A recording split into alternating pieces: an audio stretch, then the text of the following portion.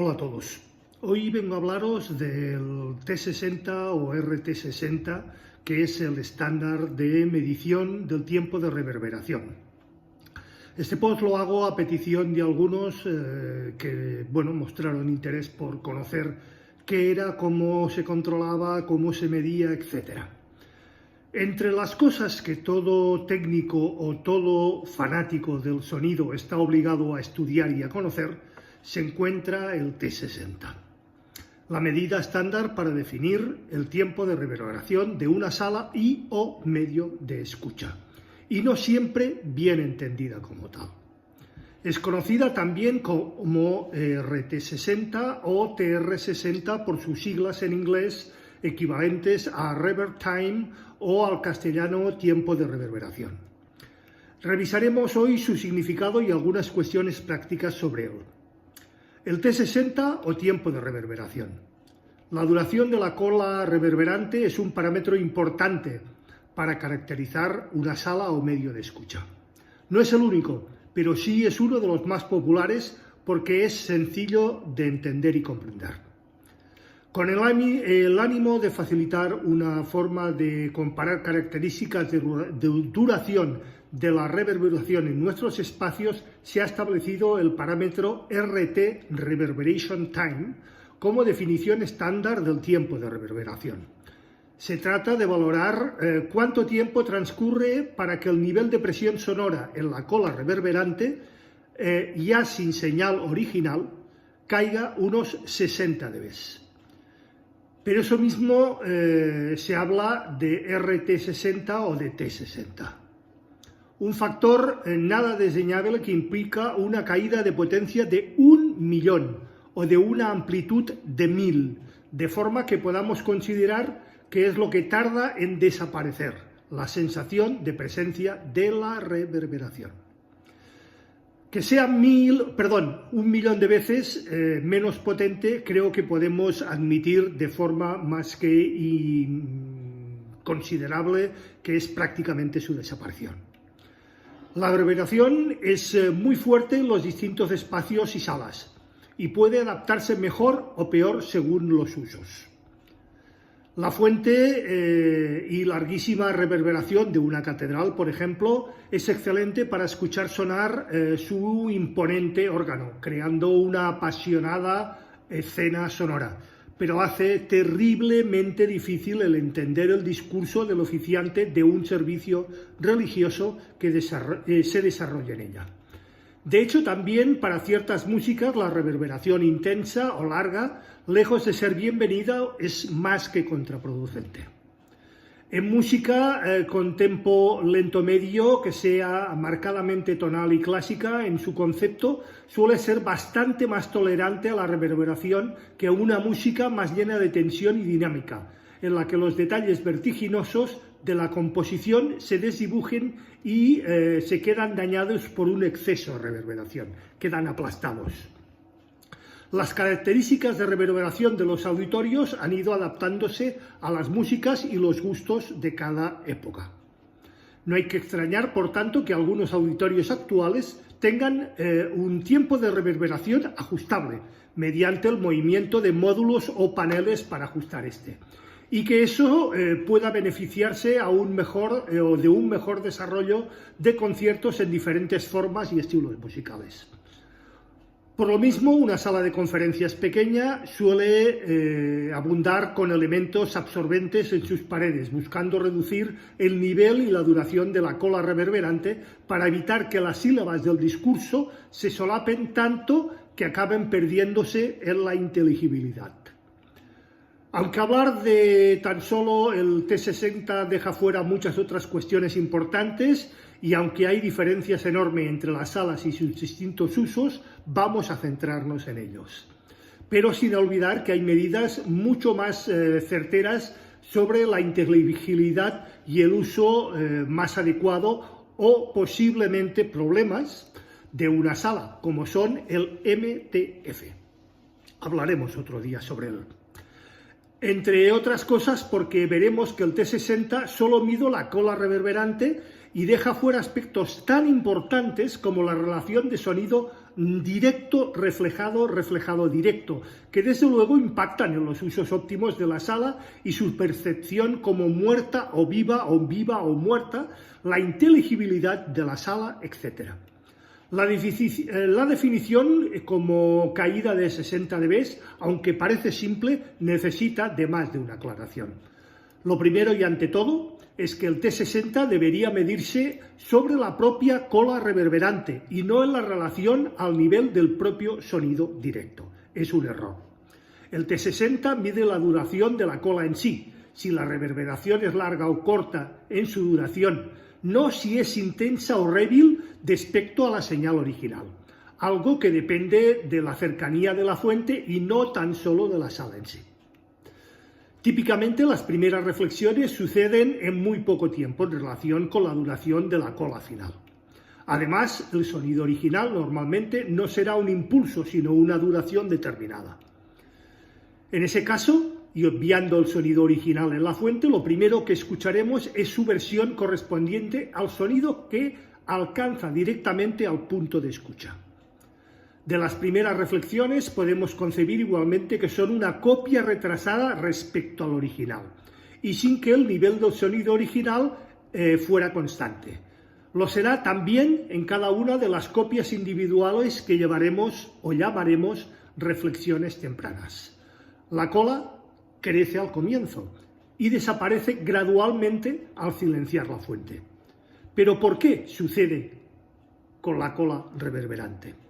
Al irse acumulando el tiempo numerosas copias, el nivel de la cola reverberante, por sorprendente que resulte, puede crecer durante el inicio de un sonido que era de nivel fijo en su fuente. A medida que llega más y más reflexiones, el nivel de la cola reverberante puede tener un crecimiento inicial. Finalmente se estabiliza cuando ya toda la sala está bien inundada de rebotes. Es decir, está saturada. Es a partir de ese momento en que la señal reverberante ya se ha propagado por todo el espacio y ha ocupado completamente la sala, cuando existe un campo reverberante bien establecido y en un ideal teórico razonablemente homogéneo, con un patrón casi idéntico, estés donde estés, salvo en las posiciones y salas muy complicadas. A partir de ese momento es como ya un campo reverberante estable cuando podemos pensar en medir el T60, RT60 o TR60, interrumpiendo la producción del sonido original y estamos más que atentos midiéndola a la velocidad con la que cae el nivel de la cola reverberante. Desde luego, la realidad de muchas salas no genera este campo difuso homogéneo y de forma prácticamente de construir un T60 único en la sala que atienda a las diferencias que pueden haber entre posiciones y otras que suelen tomar medidas distinguidas en varias posiciones y obtener un promedio común para la sala a las que se agregue. Formas prácticas de medir un T60. La medición del T60 puede realizarse con cualquier técnica clásica de estimación de respuesta de sistemas lineales, como ya os he comentado alguna vez, son la obtención de respuesta inclusiva o la obtención de respuesta en frecuencias, que puede ser convertida posteriormente en respuesta inclusiva. Un plan casero, una palmada o un chasquido de dedos puede ser correcto. Se parece a un impulso, desde luego, y podríamos grabar lo que se oye en la sala. Fuera de bromas, si no tenéis otra cosa, es una manera de llegar a estimar el tiempo de reverberación, más que correcto. Pero las hay mucho mejores, por supuesto. En lugar de una palmada y el chasquido, o su versión más elaborada, pero igualmente burda, insisto, de explotar un globo o un petardo como formas de generar la señal fuerte y ultracorta que se asemeja a un impulso, sería mucho más preciso el resultado en el caso de usar algún impulso preregistrado y mucho más controlado. Porque solo conociendo la forma precisa de la señal fuente podremos captar de forma precisa cómo la señal se nos vuelve y se nos desenvuelve en la sala. Un aparentemente fácil es crear un fichero de audio con una señal a cero, silencio absoluto, y con un editor de muestreo DAW, como ya hemos mencionado algunas otras veces, poner una única muestra al máximo del valor. Un impulso en toda regla. Pero no es tan fácil como parece, os lo aseguro. Si una señal tan corta se usa para excitar la sala, apenas contiene energía. La forma de compensar eso es que el impulso sea muy fuerte, pero que no seré yo quien de forma consciente entregue ese impulso a los altavoces. Supongo que entenderéis por qué, que han costado además muchísimo dinero y esfuerzo en comprar. Podéis tener un problema. Más valdría taparse las orejas durante la prueba. Claro, y en el tiempo no se responde con dinero. El tímpano no se responde con dinero. Es insalvable. Cuidadito con lo que hacemos. Además, hay otros muchos aspectos que tener en cuenta que hacen que la medición del T60 no sea tan sencilla sobre la respuesta impulsiva y acabe recurriendo a un software como Dios manda para realizarlo. Recordad que hablamos de que la potencia caiga en un factor de 1.000.000 y que la caída del nivel es típicamente exponencial y solo ofrece una visión en recta sobre la escala logarítmica. Pensad sobre todo que la respuesta impulsiva mostraría los valores instantáneos con una variación enorme de unos a otros y sería necesario algún tipo de promediado sobre la energía o que encaje en una línea por regresión para poder caracterizar la forma o envolvente de la caída y no su detalle completo.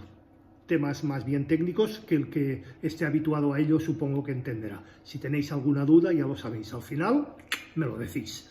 Podéis ver la dificultad para medir directamente la respuesta temporal original de esta gráfica tomada a través del artículo de M.R.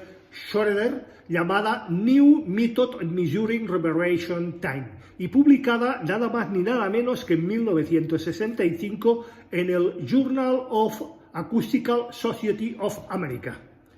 No voy a entrar en muchos más detalles en este artículo.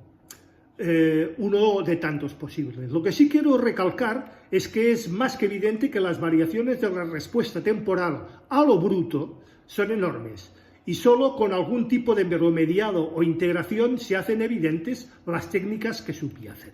Hagamos las cosas bien hechas. Por cierto, el ejemplo ilustra también cómo los primeros milisegundos o en la primera caída del nivel tras el silenciamiento de las fuentes suele haber una pendiente algo diferente y que refuerza la idea de esperar un poco para medir la verdadera cola final, que tal y como aquí sucede suele ser más larga de lo que apunta una caída inicial. De hecho, esa caída inicial de los primeros 10 dB da lugar a una medida diferente de lo que se denomina EDT, Early Decay Time, y que viene muy condicionada sobre la posición de escucha y de las primeras reflexiones, ofreciendo un completo o una visión enfocada hacia la cola reverberante caracterizada en el T60. Afortunadamente hay muchas otras formas más simples de obtener mediciones del T60, útiles por supuesto. Una es usar un medidor de nivel sonoro sencillo, como ya hemos visto en anteriores posts, un simple sonómetro analógico digital, que obtenga el perfil del nivel a lo largo del tiempo. Si producimos una señal con un ruido blanco, hablaremos en el próximo post sobre ellos, durante un tiempo y la cortamos de forma abrupta, lo que suena a continuación es pura reverberación. Tanto más si obviamos los primeros milisegundos en los que puede haber presencia de reflexiones tempranas. Sin meternos mucho en los detalles, matemáticamente podría justificarse que el uso del ruido ayuda a que la respuesta temporal ya tenga una especie de integración promediado y además permite tener una señal que dura lo suficiente como para generar una energía mucho más grande que el ultracortísimo impulso que ya hemos comentado. Podemos usar un sonómetro para saber cuánto tiempo necesita para que esa reverberación se amortigüe los famosos 60 dB ya comentados. Muchos sonómetros, de hecho, tienen entre las medidas que ofrecen el T60 y se puede encargar y escuchar de medir el tiempo para esa caída. Por supuesto, en el caso de utilizar un sistema más complejo, basados en software, hay muchísimas otras técnicas para superar la ineficacia del impulso como excitación para la medida. Por ejemplo, se pueden usar barridos de tono en lugar de señales explosión, con formas de señal de excitación que prueba todas y cada una de las frecuencias y que permite obtener la respuesta en frecuencia y acabar generando la respuesta impulsiva y por tanto la medición correcta del T60. Pero son técnicas que implican señales desagradables de escucha. El sonido blanco y el sonido rosa no son agradables de escuchar. Y además exigen de algún software que se encargue de generar la señal o algún generador de ellas, y que realizar los cálculos de respuesta impulsiva y estimación del T60 sean a través de ellos del todo correctas. En vez de barridos de tono pueden usarse otras muchas señales como pulsos de tono en varias frecuencias, pero siempre se trata de técnicas que exigen un software más que dedicado y complejo. Contando con fuentes de micrófonos bien calibrados, llegan a ser mucho más precisas que un simple sonómetro. Un RTA con sus micros bien calibrados y bien situados nos ofrecen una lectura y una medición del T60, RT60 o TR60 lo más certera y correcta posible. Eso sí, cualquier que sea la técnica, medir una caída de 60 dB exige una instrumentación de cierta precisión, no juguetes. Existen sonómetros muy baratos que no nos van a dar esa precisión en la caída de los 60 dB. Es por ello que muchos equipos de medida usan una extrapolación. Se mide el tiempo por una caída de solo 30 dB, mucho menos caótica, y se multiplica por 2. Y lo que se conoce es el T30 o incluso el T20, que es mucho más simple porque se refiere a definir un factor de solo 10 en su amplitud o de 100 en su potencia, o en su caso T60 3 veces en el tiempo de medida con la técnica del T20. A veces esto facilita crea un cierto lío, porque hay quien puede entender que el T30 o T20 mide solo el tiempo correspondiente a una caída de 30 o 20 dB, pero el tiempo de reverberación se define siempre como correspondiente a una caída de 60 dB. Es decir, así el T30 o el T20 hablan de un tiempo que tarda en producirse una caída de 60 dB, aunque internamente la medida se haya basado en obtener el tiempo de caída de 30 o de 20 dB. El valor T30 o T20 viene ya multiplicado por el factor correcto para medir la que sería una caída de 60 dB con un factor de 1.000.000 en potencia. El problema de medir el T60 es que el nivel de ruido, ya sea un equipo de medida muy sencillo y barato o de la propia sala, puede hacer incluso imposible medir esa caída de 60 dB.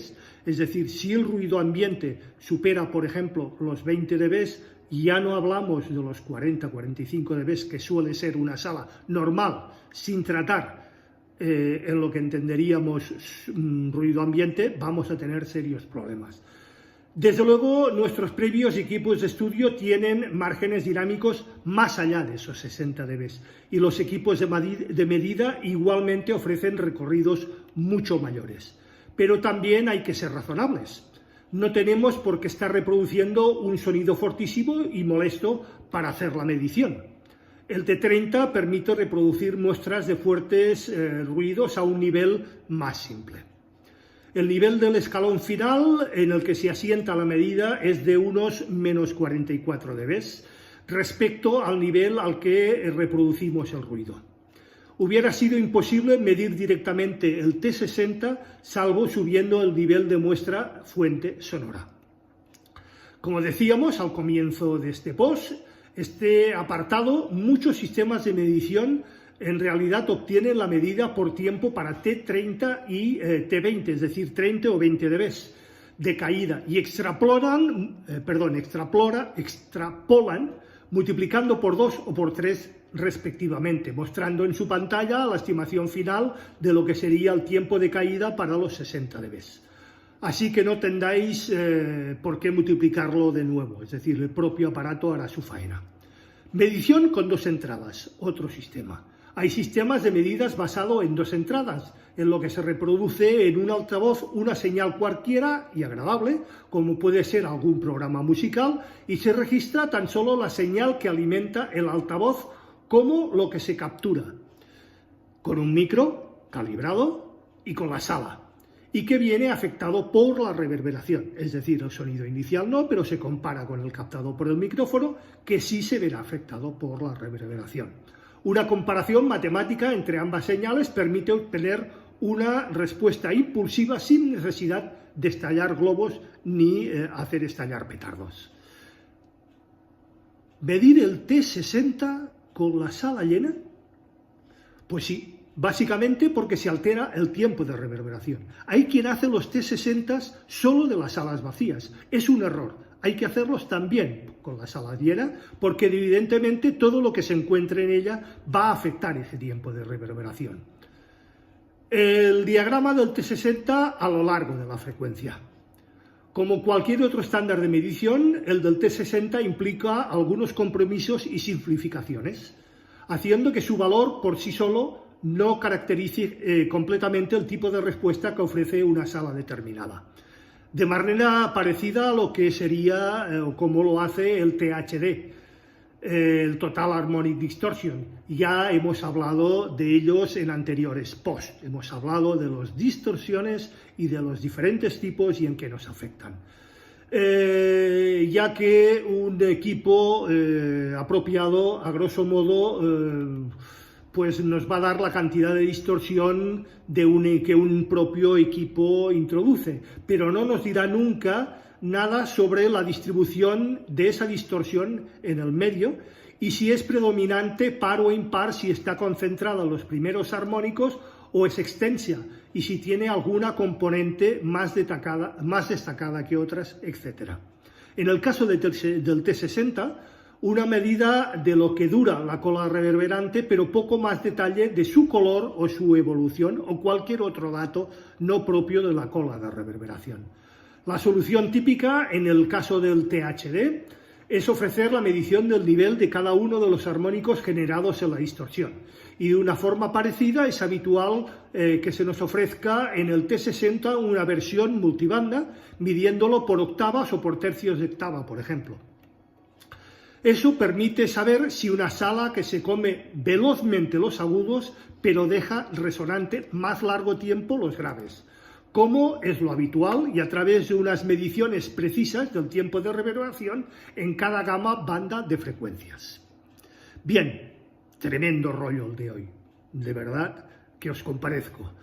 Bien, pero hasta aquí hemos llegado. Esto es todo por hoy. Quedo abierto, como siempre, a cualquier duda, pregunta, aclaración, cuestión o sugerencia por vuestra parte. Sabéis que será, como siempre, puntualmente respuesta. Recordad, si os ha gustado, dadle al like. Voy a hacerme pesado. Es muy importante para el canal que deis al like. Compartid el post para ayudar a que el canal crezca y cada vez seamos más miembros y seamos más los que hagamos nuestros comentarios y aportemos nuestras consideraciones al mismo. Suscribiros si no lo estáis ya y acordaros de darle a la campanita gris para que YouTube os avise de cualquier novedad dentro del canal. Gracias y prometo vernos el próximo viernes en un nuevo capítulo de A las 8 estrenamos. Hasta entonces y que tengáis una muy feliz semana.